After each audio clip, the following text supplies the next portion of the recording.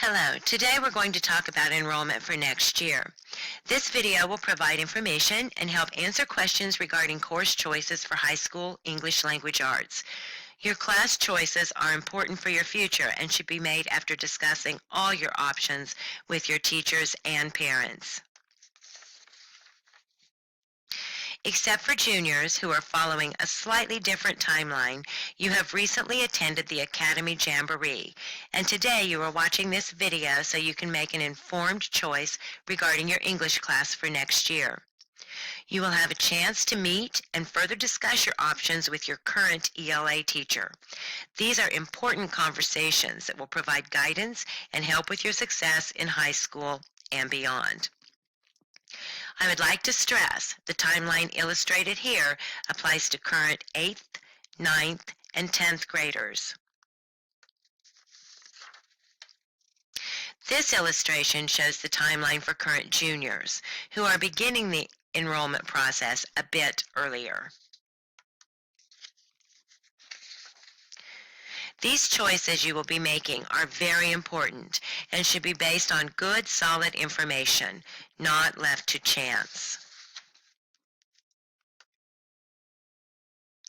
You will want to keep in mind your plans after high school. Do you plan to attend a state, major, or regional university? Each of these places has specific requirements they expect you to have completed in high school. These requirements must be met before you will be accepted into their programs, so be sure to thoroughly check out your chosen university's entrance requirements.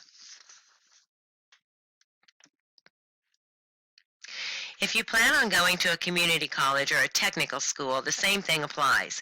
Be sure to check out what your desired program requires so you take the correct courses in high school. Also, once you are accepted into a program, English classes will likely be required at your chosen institution. For example, at MCC, most programs require composition and reading 1 and 2, a technical writing class, or speech. Composition and reading 1 and 2 can actually be taken in high school, which means you would get high school English credit and college credit for comp and reading 1 and 2. If you choose that route, you would not have to take those courses again when you arrive at MCC. Perhaps you are considering joining the workforce, attending a technical college such as cosmetology, culinary arts, auto mechanics, or entering the armed forces right after graduation. Each of these have entry requirements they expect you to have completed before entering their programs. So be sure to talk to your teacher or counselor if you have any questions regarding the program that interests you.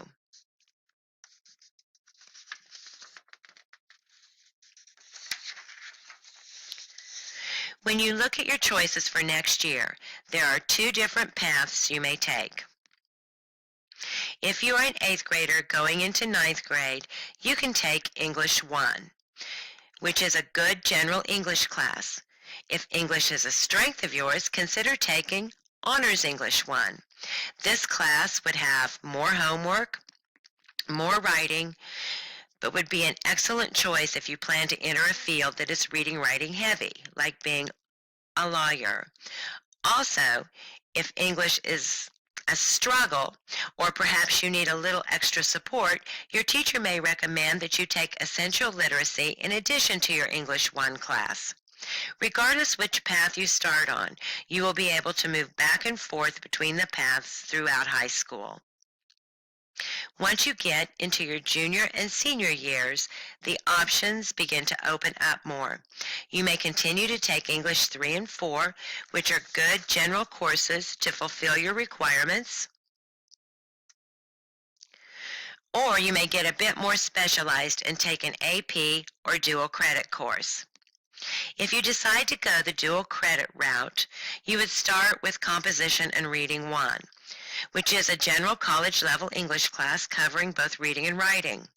You would take that semester 1 and receive college credit upon successful completion.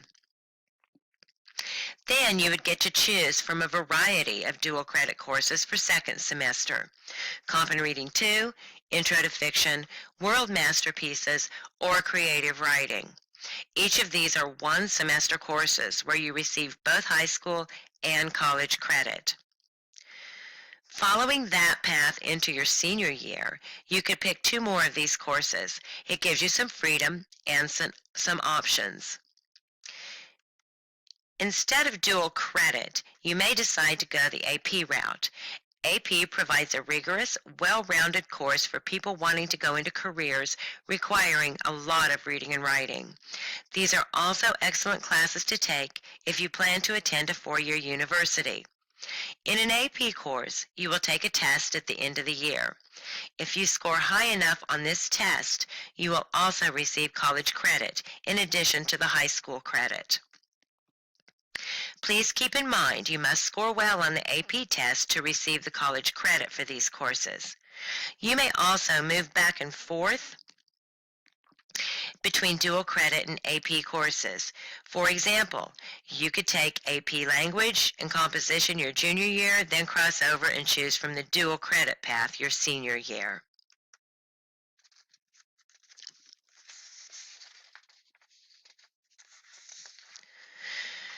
You may ask yourself why you should take college courses in high school and try to get the credit. There are several reasons. One, there is a great cost savings. It just costs less to take these courses while you are in high school. It prepares you for college. It gives you a head start on your college degree.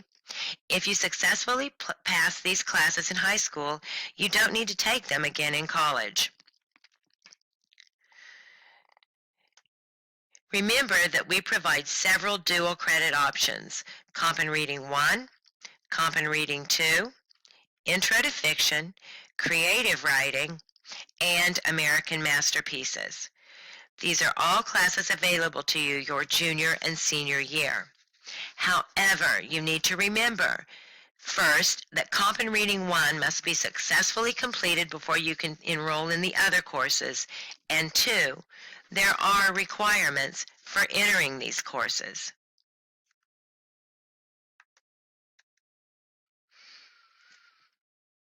If you are taking a course for AP credit, there are some things that you should know. There are no enrollment requirements, but you should still be prepared for college-level coursework. You will take a test upon completion of the course. And you need to know that various institutions have different requirements for qualifying scores in order to receive the credit. It's a 5-point test, 5 points possible.